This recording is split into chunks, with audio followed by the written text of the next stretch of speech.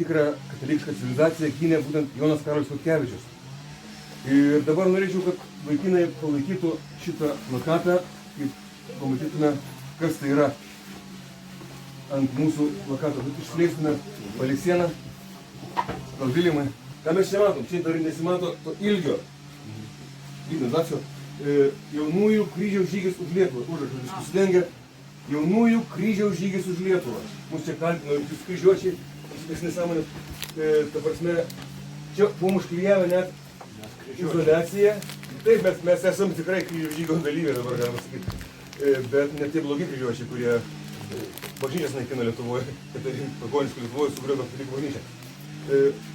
Reiškia, matom, kad Salaspilio mūšio husarai, kaip tik Salaspilio mūšio paveikslas. Čia yra Jonos Karolis Chodkevičiaus husarai.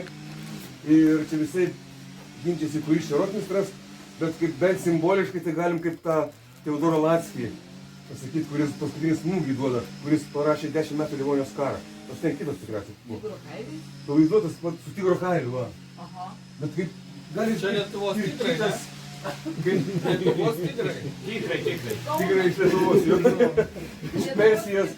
Iš Persijos. Jo. Tikrai tigrai. Sparnuoti husarai. Ir Dievo Marijos vardu, Dievo motinos vardu. Ir melsdamiesi rožančių, jie žygiavo į tą mūšį melsdamiesi rožančių. Ir Jonas Karolis Chodkevičius meldėsi. Ir yra Kretingos krašto žodinė tradicija, nes ten buvo mylimiausias jo dvaras, tai ten žmonelė gyveno.